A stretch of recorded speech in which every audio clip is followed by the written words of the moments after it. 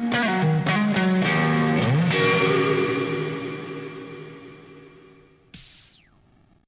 thank you so much. It is such a pleasure to be here.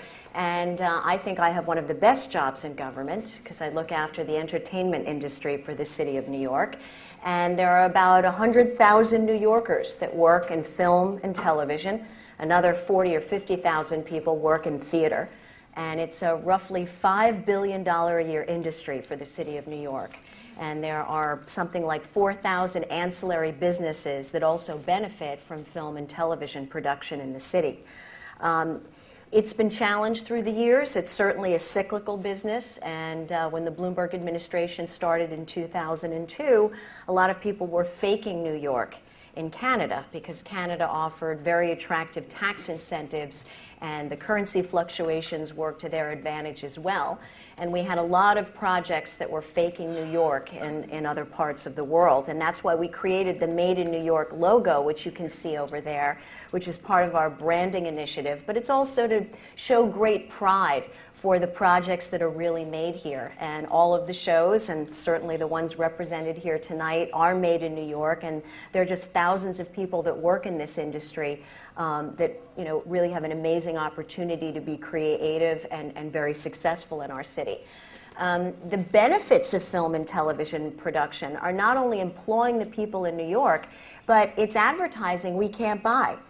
People around the world see these shows in syndication and they're smitten with New York City and they want to come here and they want to visit and visit the shops and restaurants that the Gossip Girls go to, and they see Boardwalk Empire and they think it's New Jersey and then they find out it's really New York. But it's just incredible what these shows do for the tourism aspect, and that's another part of the initiative of supporting film and television in the city.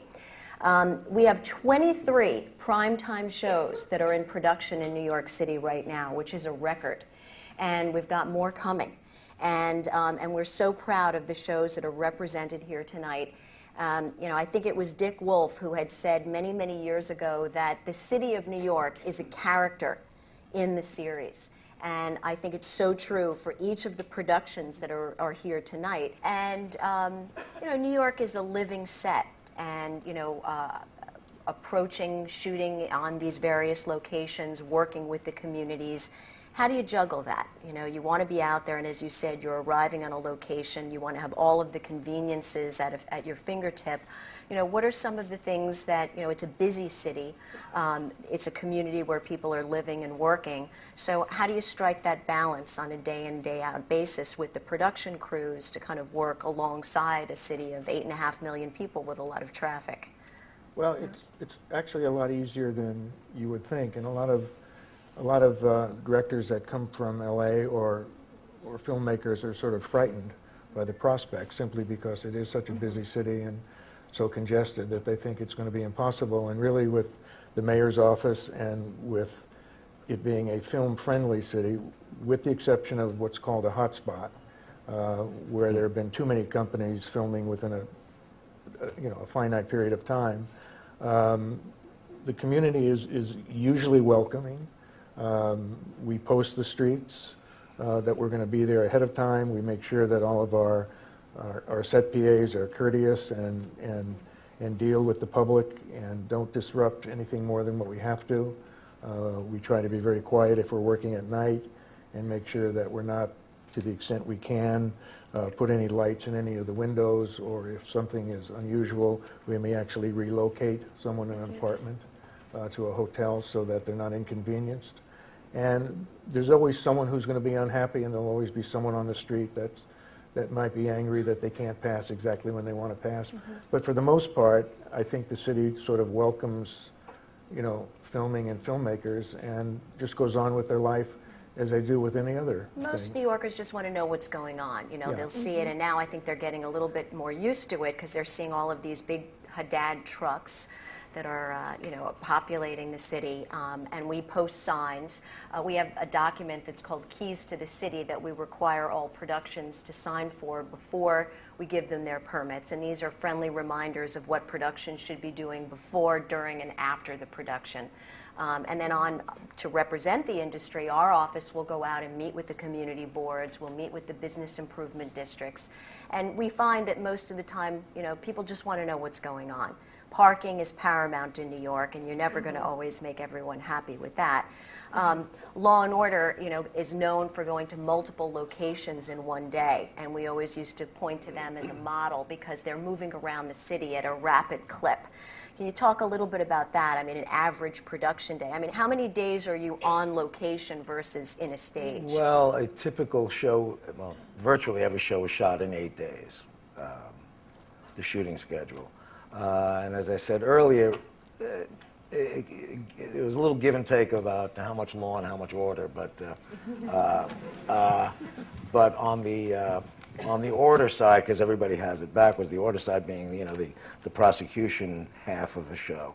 It depended on how heavy one versus the other was, but we quickly had to learn, because I was the cinematographer on the show for many years before I started directing, and then was doing sort of alternately doing both. But our trick was that we worked small.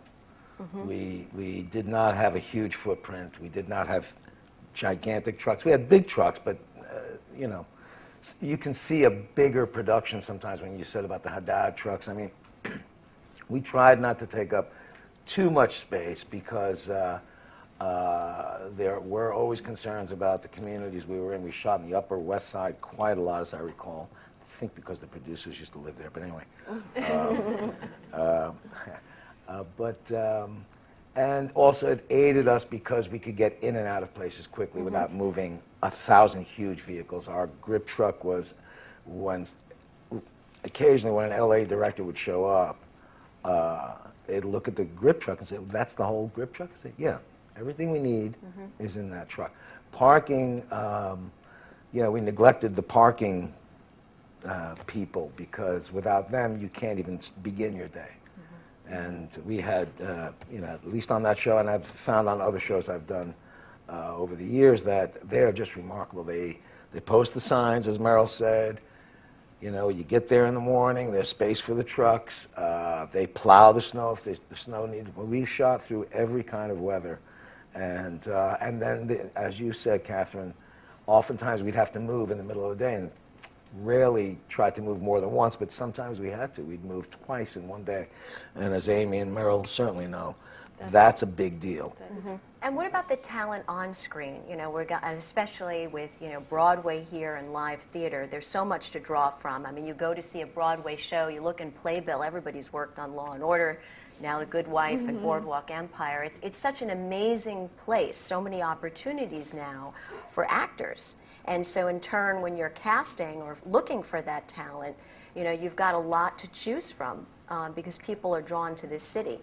That's true. I mean,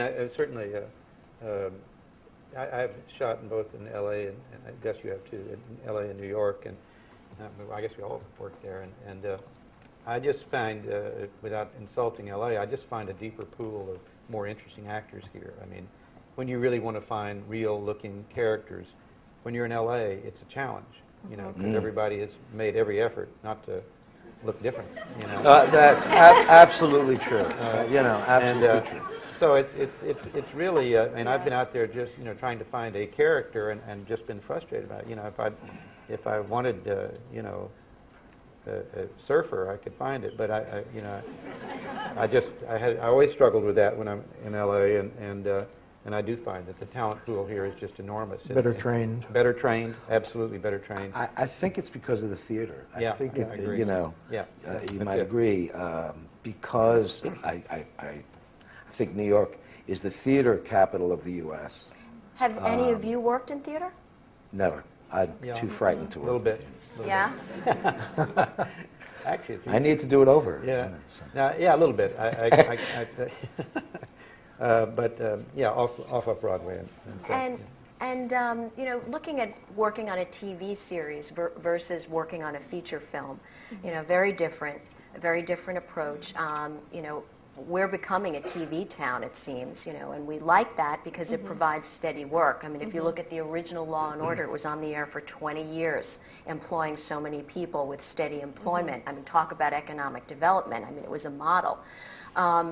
Any thoughts about working in TV versus film and the differences there, Amy? Sure. Well, I mean, actually, Gossip Girl was the first television show that I ever worked on. I always had worked on features before that.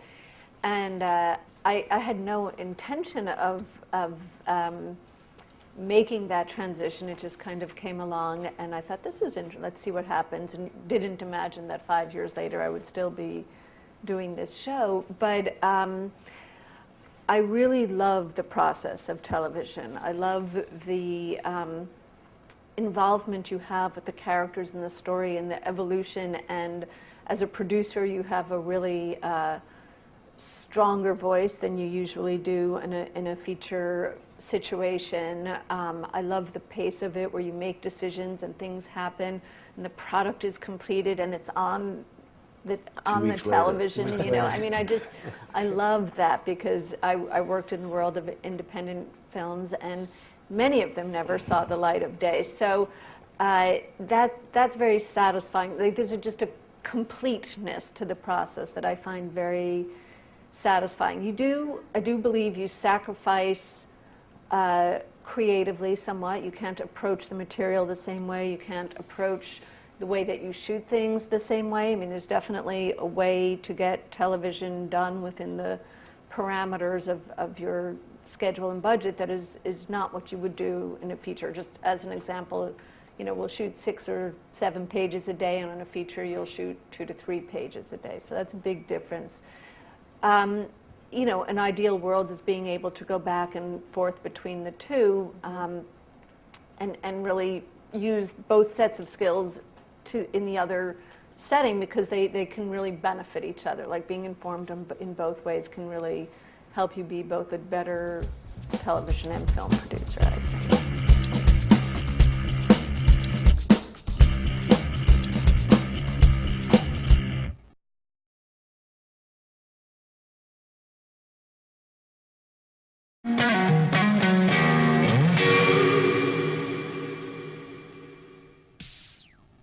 Well, thank you so much. It is such a pleasure to be here. And I think I have one of the best jobs in government, because I look after the entertainment. A lot of people were faking New York in Canada, because Canada offered very attractive tax incentives, and the currency fluctuations worked to their advantage as well.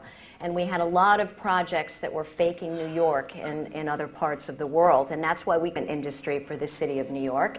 And there are about 100,000 New Yorkers that work in film and television. Another 40 or 50,000 people work in theater. And it's a roughly $5 billion a year industry for the city of New York. And they created the Made in New York logo, which you can see over there, which is part of our branding initiative. But it's also to show great pride for the projects that are really made here. And all of the shows, and certainly the ones represented here tonight, are made in New York. And there are something like 4,000 ancillary businesses that also benefit from film and television production in the city. It's been challenged through the years. It's certainly a cyclical business, and when the Bloomberg administration started in 2002,